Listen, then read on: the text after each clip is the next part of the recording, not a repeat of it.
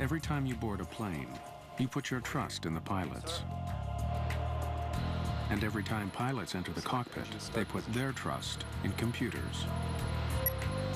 It's a complicated relationship between man and machine. And when it doesn't work perfectly, disaster can strike in an instant. Aero Peru, Flight 603. We're gonna turn over! China Airlines, 006. We didn't know we were gonna live or die. Flash Airlines, 604. Autopilot! Air Transat, Flight 236. Flying in today's world is a very complex task. The pilot's always the last line of defense.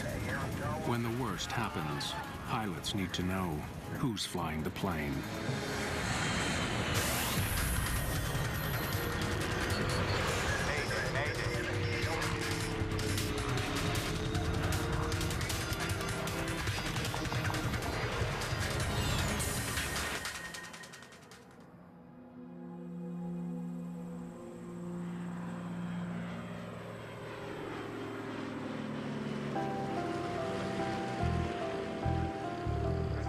It's just after 8:30 in the morning at the Delta Connection Flight Academy in Sanford, Florida. These student pilots are walking out to ground school. Their topic today, the Cirrus SR-20. This is one of the newer models. We can tell just from looking at it because of the lights on the wingtips, called recognition lights or recog. Every year, dozens of students enroll here, hoping to eventually become pilots with major airlines. For the alternator. Their lives, and one day the lives of the passengers they fly, depend on their deep understanding of their airplane. From this side, right here, you can see the propeller governor. The majority of our students come to us with zero or very little flight time. We want to run someone through our entire program and end up placing them with one of the regional carriers. The wingtips here are called Horner wingtips. They help to reduce the induced drag. These flight students are getting started on smaller aircraft. In the years to come, they'll move into large commercial jets, boasting the latest in technology. When you go back to the Wright brothers, they had no automation and everything was by muscle power other than a small internal combustion engine. Everything that they did when they moved the wings, the elevators, and the rudders, they did manually. In the last 100 years, technology has revolutionized flying. Pilots share the cockpit with automated computer systems that control virtually every aspect of flight. It can do everything now up to and including land the airplane. Everything is set so that the autopilots and automation systems are tools for the pilot to use, but they're not a replacement. It's a critical lesson for student pilots to learn.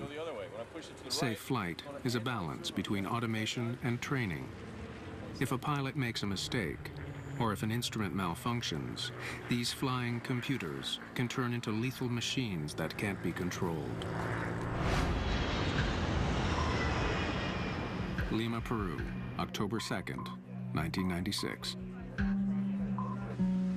Aero Peru, Flight 603, prepares for takeoff for Santiago, Chile.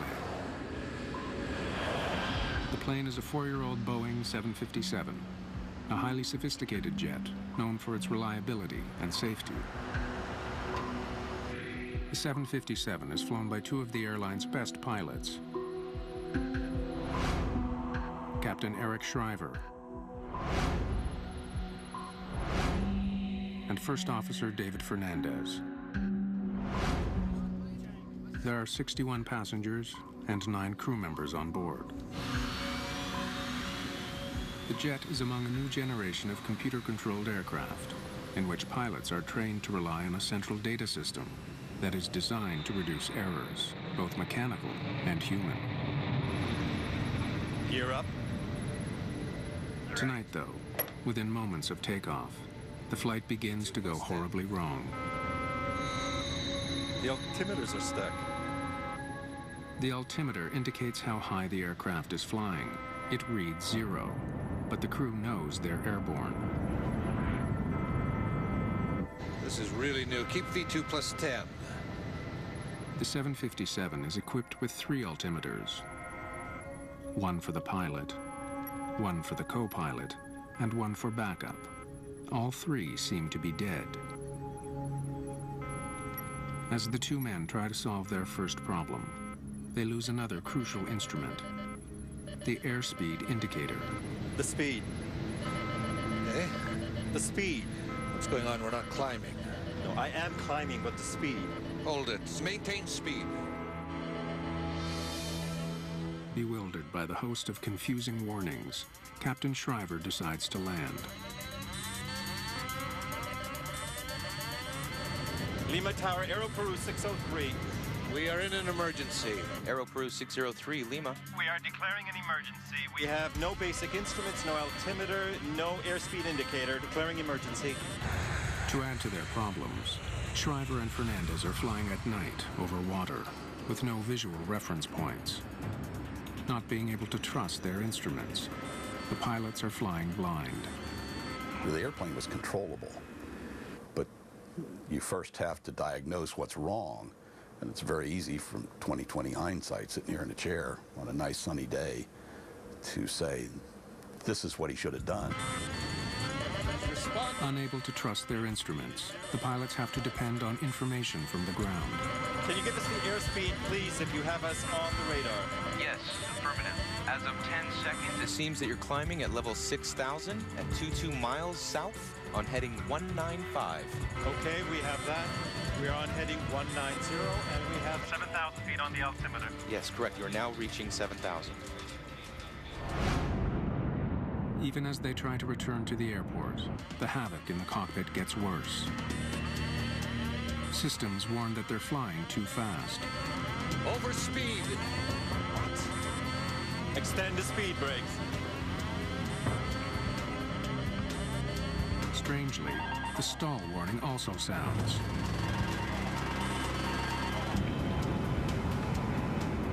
And then... What's happening? Too low terrain. We have the terrain alarm. We have the terrain alarm. The ground proximity alarm warns them that they're flying dangerously low.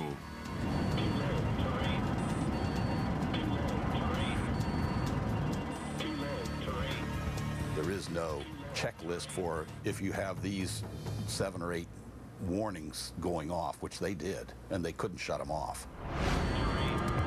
Altitude is 9,700. 9,700? Yes, correct. Do you have any visual reference? 9,700, but it is indicating too low terrain. Are you sure you have us on the radar at 50 miles? Hey, look! The crew are bombarded with conflicting warnings. 371. They have no idea which of them to believe. Suddenly, they realize the horrible truth. We're hitting water! Pull it up! They're flying just meters above the water. We're gonna turn over!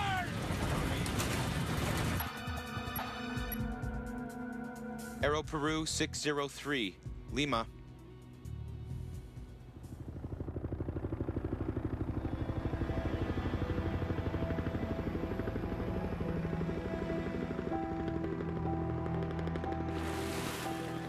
There are no survivors from Flight 603.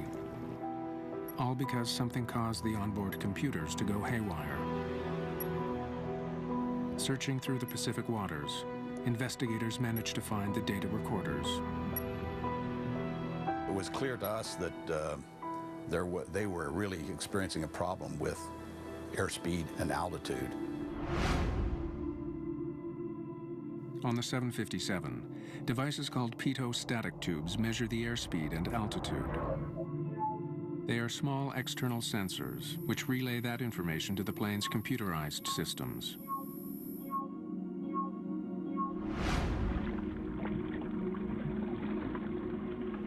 Deep underwater, investigators find tape covering the plane's sensors.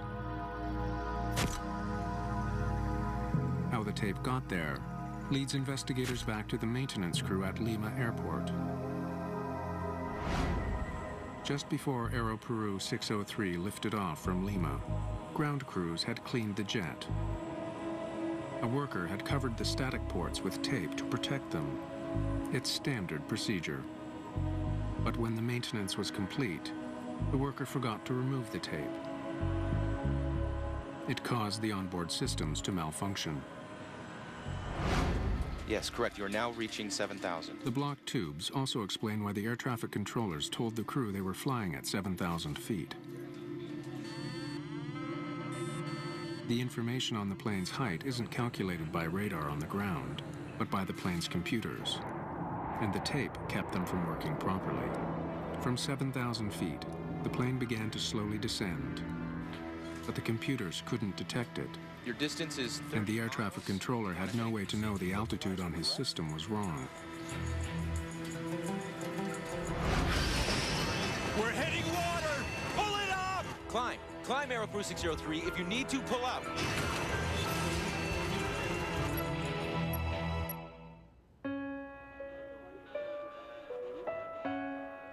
Aero Peru was a deadly lesson about how dependent pilots have become on their automated flight systems, and how helpless they can be when the systems are crippled. Student pilots need to understand the complex technology at the heart of their airplanes. When something goes wrong, they need to know who's in control. Because sometimes, even an experienced pilot can rely too heavily on his systems, and when he does, disaster can be just seconds away.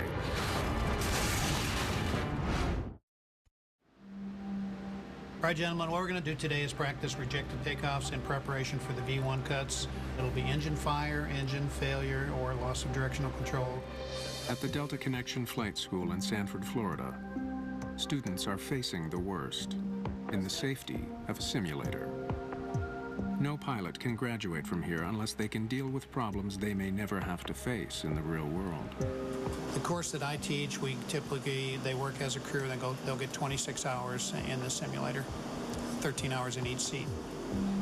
Simulation can now introduce problems that are hard to introduce in the air. Doing it with simulation allows it to be repeated, and then if you are ever faced with the emergency, it becomes almost a matter of routine. All right, Connection 500, you're clear for takeoff. Clear for takeoff, runway 4, Connection 500.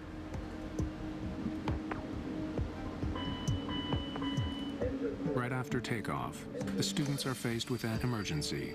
And we got a left engine oil pressure. When you get one of those warnings, don't just punch it out. Go ahead and acknowledge it so both pilots are in the loop. You're both on the same page. All right. We got a left engine oil pressure. I'll take flight controls and radios. You run the I have the flight controls.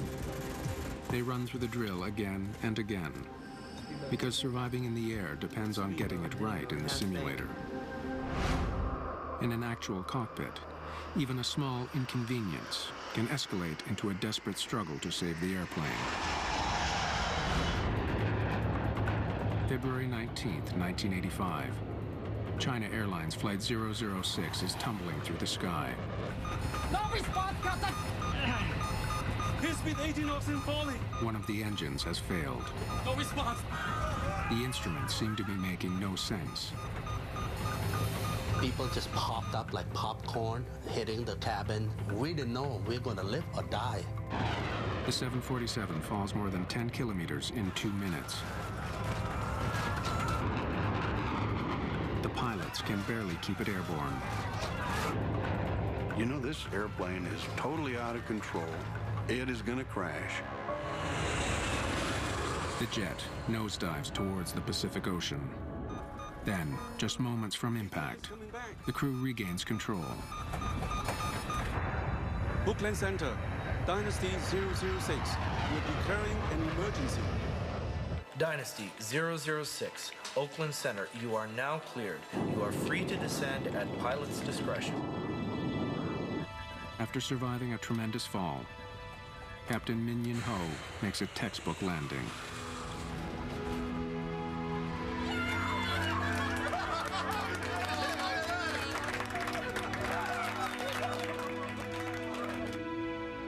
I thought he was a hero. He saved our life. And we thought he was a hero and everything was fine. 24 passengers have suffered minor injuries. One crew member is briefly hospitalized, then released. But the 747 looks like it's been through a war zone. Investigators soon realized, though, that the damage to the plane wasn't the cause of the problems, but had actually occurred during the plane's wild plunge. They pore through maintenance records and flight logs to try to determine the cause of the near-fatal incident. Inside the plane, investigators find a worn valve.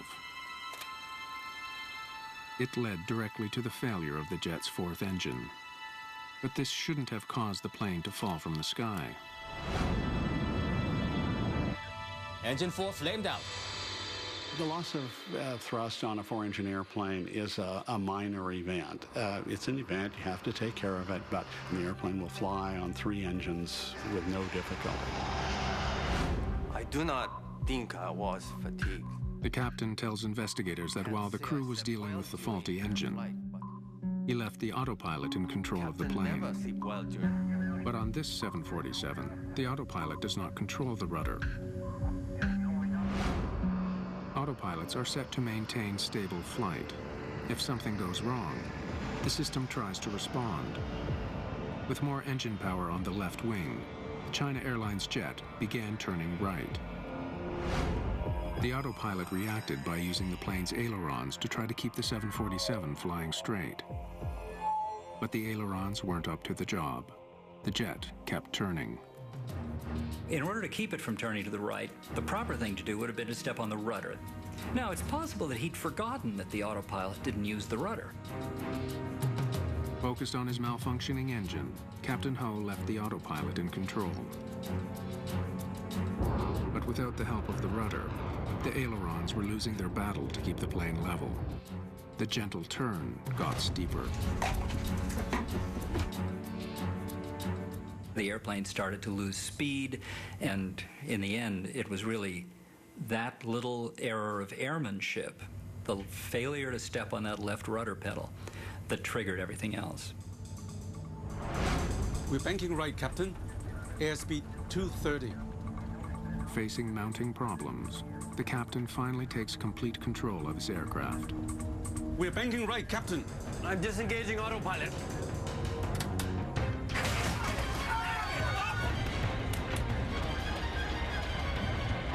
When the autopilot snaps off, his situation only gets worse. Without the ailerons to control the jet's bank, the plane flips over. It plunges into thick clouds, and Captain Ho is unable to get his bearings.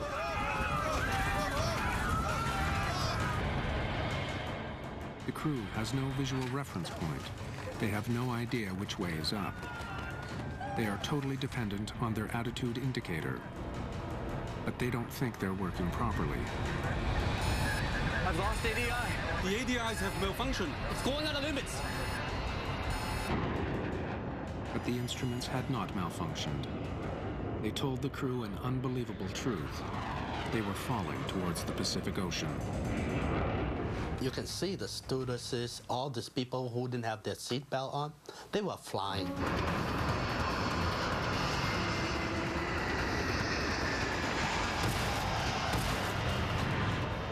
It's only when the plane finally breaks free of the clouds that Captain Ho is able to regain control. I can see the horizon! Because he now has a visual reference.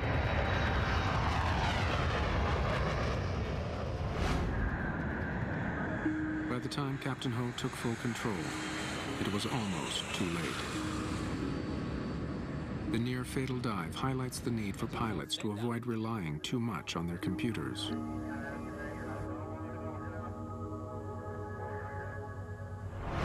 So what automation has done, in a sense, is taken pilots and taken them from being hands-on kind of controllers of the machine to monitorers of what the automation is doing to the machine. But whatever mistakes the flight crew made that day, they did succeed in their ultimate task. The one big thing they did right is they saved the airplane. And in principle, that's all you ever need to do right. You need to save the airplane and you need to save the passengers, and that's what they did. Student pilots practice emergencies again and again to ensure that when disaster strikes, they handle it correctly. Automation is an enormous aid to long-distance flying. But if a crew doesn't fully understand how their plane works, they can quickly get into a situation from which they cannot escape. Autopilot engaged. Autopilot engaged. 10 years after the China Airlines mishap, another crew is baffled by a more complicated autopilot and fails to take control until it's too late.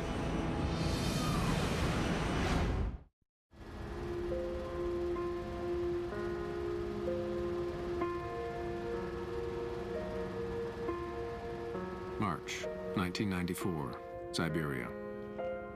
Search parties comb through the wreckage of Russian International Airlines, Flight 593. All 75 people on board are dead. The plane was one of the newest in the fleet, a European-built Airbus A310. Listening to the cockpit voice recorders, investigators are shocked by what they hear. Children's voices in the cockpit. They are stunned when they realize these children had operated the flight controls. The children were the son and daughter of the pilot in command, Captain Yaroslav Kudrinsky. Investigators begin to piece together a shocking story. On the evening of March 22nd, Flight 593 begins its scheduled 10-hour journey to Hong Kong.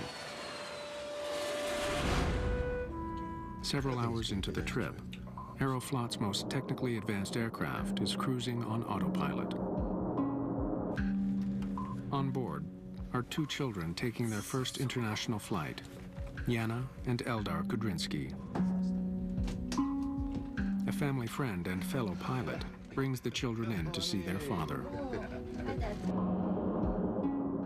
Flight 593 is now over 2,000 miles east of Moscow, near the middle of Siberia. Secure in the knowledge that the autopilot is flying the plane, Captain Kudrinsky allows his children to sit in the pilot seat and hold the controls. Unlike the China Airlines 747, the more sophisticated autopilot on this jet can control every part of the plane, including the rudder. Eldar's small pressure on the controls actually turns off part of the autopilot. Eldar is now manually controlling the jet's ailerons. Imperceptibly at first, the plane begins to bank. Set the horizon. No one in the cockpit responds to the gradual change in direction, and no alarm sounds. The jet isn't designed to warn pilots when part of the autopilot is disconnected. Yes, it is. But there's also another reason why no one realizes what's happening. The autopilot still appears to be working normally because it's controlling the plane's other functions. Only the ailerons are in Eldar's hands. Moments later, the Airbus is banking at 45 degrees.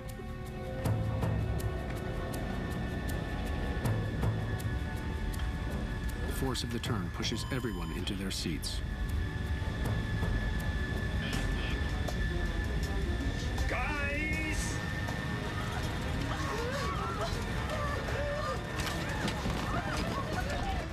The increased G-force makes it difficult to reach the controls. Hold it. Hold the control column. Eldar is the only one with both hands on the controls. The other way. To the left. The speed of the turn is pushing him back in his seat. The other way. Turning to the left. I am trying to get left. Okay, get out. But Eldar can't leave. His body feels twice its normal weight.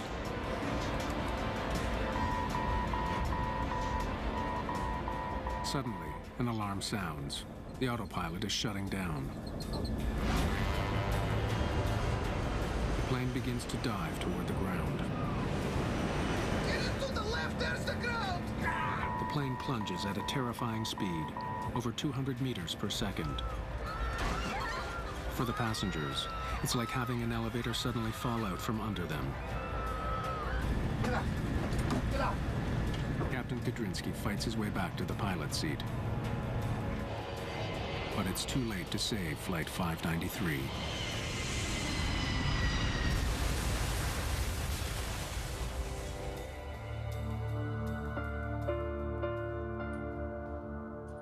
Just like the China Airlines incident almost a decade before, the Russian crew was confused by their automation.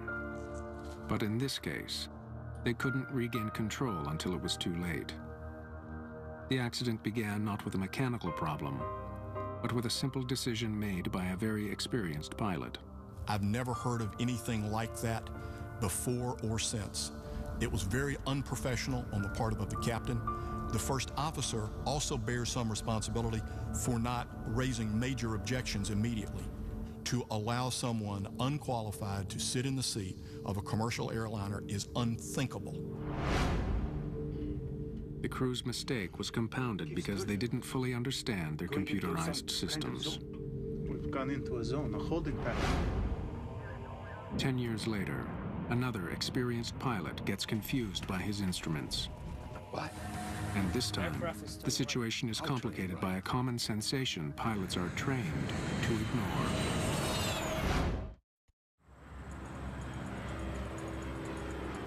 Paul Morrow is an instructor at the Delta Connection Academy in Florida. His job is to put students in extremely uncomfortable situations and then get them to land safely. Upset recovery is where we take a student or any pilot and we try to get them the ability to recover their aircraft from an unusual attitude or an upset, such as wake turbulence, wind shear, unintentional stall. We're going to do a low-level pass and bring right down to the edge of the runway, and then just about halfway down we're going to break up and demonstrate how quickly we can get the aircraft into a nose-high situation. At that point we're experiencing, in that first portion of the pull-up, we're experiencing the max G-load in that turn. We're hitting just about 6.5 Gs for that pull. 6 Gs, you're experiencing 6 times your body weight. I weigh 200 pounds, so 6 times that. At that point, I feel like I weigh 1,200 pounds to my body. It feels like I'm being squeezed completely all over my entire body. It feels like your face is kind of peeling down over you, and it's just once you get used to it, it's kind of fun. In a tightly controlled situation, with an instructor in the next seat, a student pilot learns to cope with intense physical sensations that can disorient and confuse. Pilots have to overcome these sensations and even ignore them. Trusting what your body is telling you can have deadly results.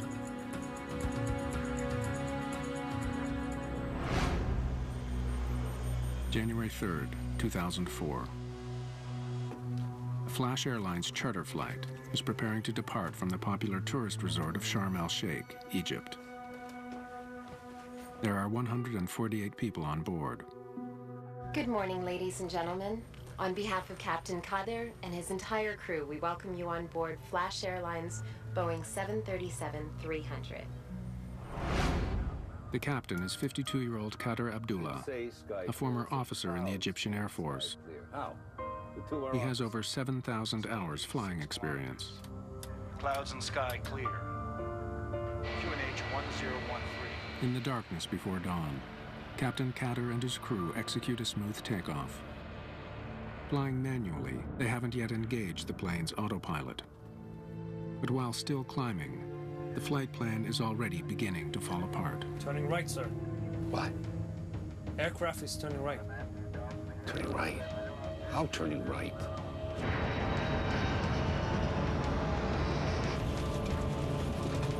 Overbank. Autopilot. Autopilot in command. Autopilot. Autopilot. No autopilot, Commander.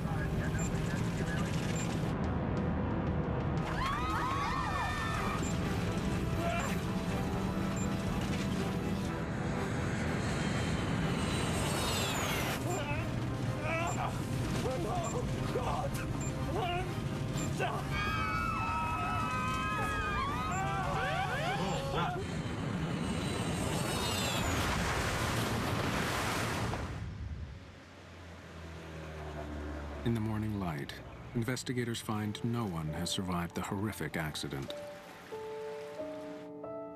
Investigators explore dozens of possibilities, including the idea the crash was caused by vertigo.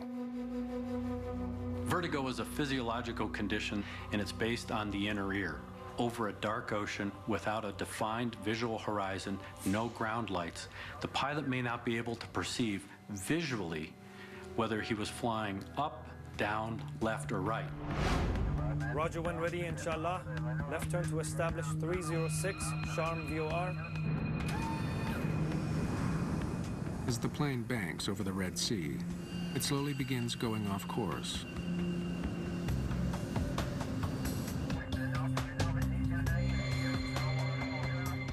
But the pilot says nothing.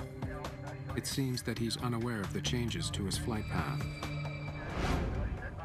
Precisely what the captain perceived is unknown. What is known is that his control wheel slowly inched towards the right. Aircraft is turning right. How turning right?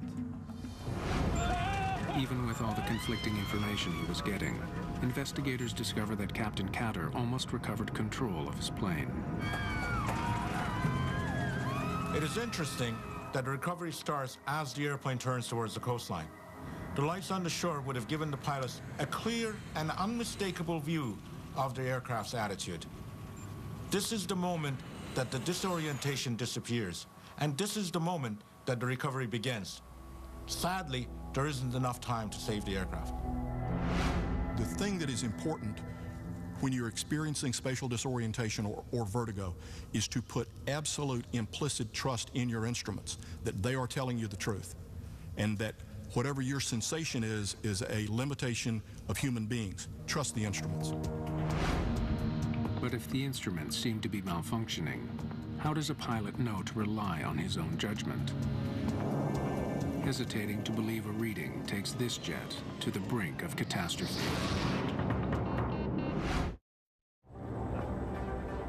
At the Delta Connection Academy in Sanford, Florida, Brian Patricia is learning to fly commercial passenger jets. His final destination is still years away. It should take me between 5 to 6 years at a regional airline before I move on to the major airlines. Relying on your instruments, trusting your automation, is one of the most fundamental lessons of flight training. Insert the ignition key, clear the propeller area, and then start the engine.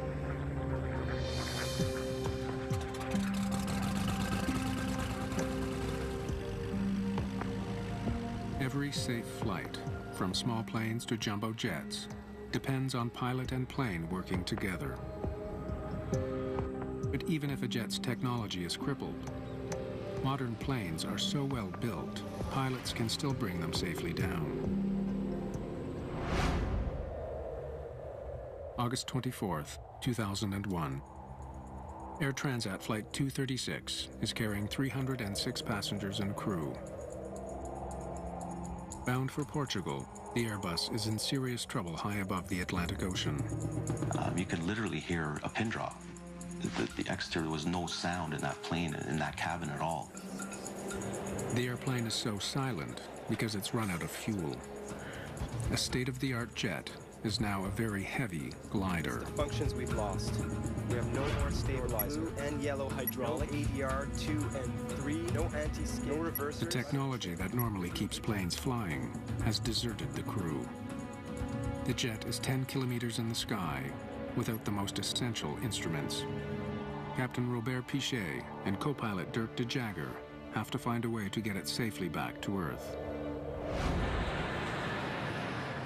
For the first 4 hours of their journey from Canada to Portugal, the flight is unremarkable. Fuel check complete. Levels normal for the distance flown.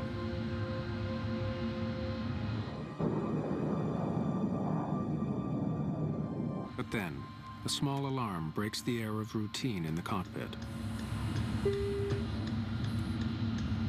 Look, we're getting a warning signal. Oil temp low and oil pressure high on number 2. The computer display shows that the oil temperature in the second engine is low, Normal limits on number 1. but it also shows that the oil pressure is high. I'll look in the QRH for more information. Suggest you keep monitoring your oil levels and see what happens. The oil readings are so unusual, the pilots believe they might indicate a computer error. But captain and first officer keep monitoring the oil levels. 30 minutes after the first alarm goes off, another warning sounds inside the Airbus. Fuel imbalance warning. Haven't seen that before. Follow RVCAM action. I have air traffic control. In the Airbus 330, most of the fuel is contained in large tanks on the wings. The computer had detected that the fuel level on the right is significantly lower than the level on the left. Looking it up in the flight manual recommends transferring fuel through a special cross-feed valve. Fuel will then flow from one tank to the other. Once you begin a cross-feeding procedure to correct a fuel imbalance, restorative action should commence quite quickly. In other words, the situation would not continue to get worse. Even though the crew is following proper procedures, the situation does get worse. Fuel quantity isn't rising in the tanks for the right wing. Check fuel quantity. Looks very low. Hold on. That's much less fuel than we should have. It looks like a fuel leak. Check again. But in fact, the reading is accurate. There is a serious leak in one of the engines, and Piché has been transferring precious fuel into the leaking tank. The fact is confirmed when co-pilot de Jager completes another fuel check. According to all the gauges, all the tanks in the right wing are way below the level they should be according to the flight plan, and there's hardly anything in the other ones. What about the trim tank? There's nothing there either. With every passing second, the leak drains the tanks of their remaining fuel. Until, finally, the jet is running on empty. We're losing engine number 2. I don't believe this. Okay, maximum thrust on number 1. What's going on? Yes. Try to transfer fuel from center tank and the trim tank. Transferring. Fuel quantity is reaching 0. This can't be. We're not gonna go completely dry on this airplane. The Air Transat jet has run out of fuel some 12,000 meters over the Atlantic Ocean. No fuel means no power to control the plane. But the jet has one last trick up its sleeve, one last source of power. The crew deploy a rarely used backup system. It's called a ram air turbine. It will deploy from underneath the fuselage near the wing fairing, and it's a small propeller that deploys out the bottom of the fuselage, and it spins in the wind. And that small propeller will provide very limited electrical and hydraulic systems to run the aircraft. In other words, although it's a glider, at least it's a controllable glider. When it took off, this Air Transat jet was a state-of-the-art marvel. Now it's falling from the sky. And the crew have to hope this last piece of technology will help them get down in one piece. The crew of a passenger plane has run out of fuel. Their Air Transat jet is now an enormous glider with more than 300 people on board. Captain Robert Piché has diverted his flight from its destination in Portugal. He's now heading for a military base on the tiny island of Terceira in the Azores. If Piché can't make it to the airport, his only other option is the ocean. But he doesn't want to risk it. Planes aren't designed to survive landing on water. In 1996, a Boeing 767 ran out of fuel off the coast of East Africa. Its last moments were caught on amateur video.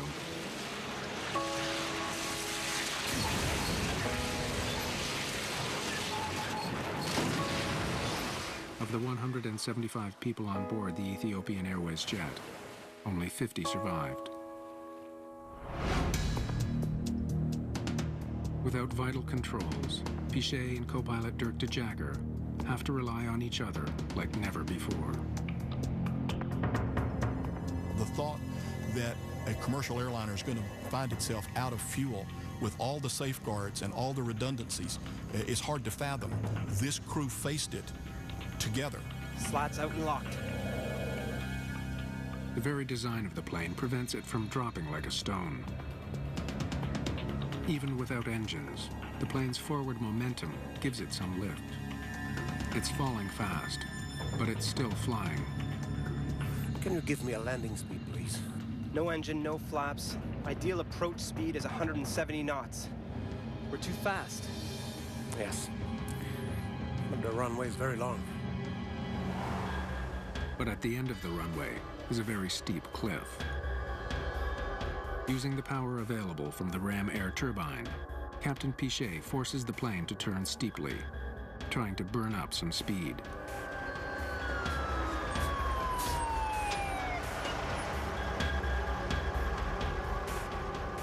The plane was almost on like a 45-degree angle. I thought it was just gonna flip over and just nosedive straight down. Everybody, I need you to brace. Hang on.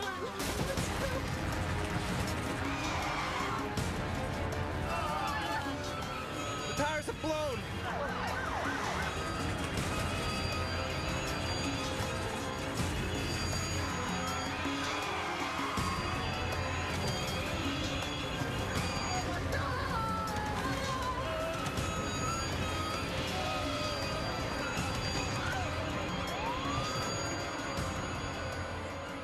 After bursting 8 tires, the plane finally stops in the middle of the runway. Everyone on board has survived. He got that plane down safely, only blew out 8 of the 12 tires, and saved 300 people. He saved 300 people's lives.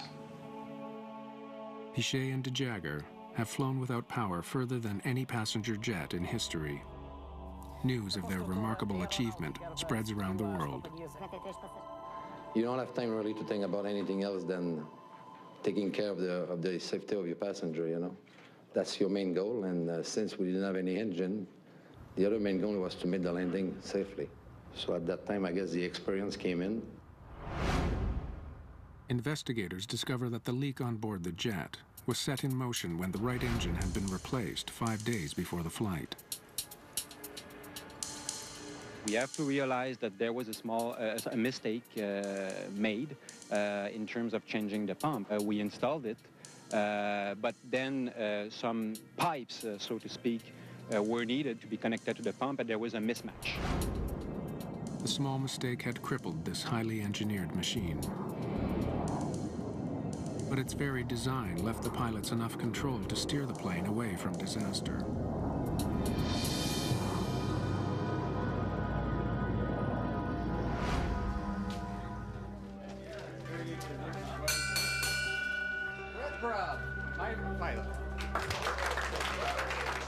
At the Delta Connection Academy in Sanford, Florida, another student has earned his wings. After 14 months of training, he's one step closer to becoming a commercial pilot. We don't take everybody here at the Academy. We want people that are motivated, that want to come, that have a passion for flying. It's a career that you've got to want deep inside to accomplish. Otherwise, you'll never make it through. Accidents have reinforced the need for pilots to understand the complicated relationship between crew and computers. The lives of countless people depend on it. Pilots take the responsibility for their passengers very, very, very seriously. We're responsible from the time that that passenger enters the airplane until they leave at the destination. The pilot's always the last line of defense. Automated systems make flying more predictable and dependable. But it's the marriage of computers and crew that ultimately make flying one of the safest ways to travel.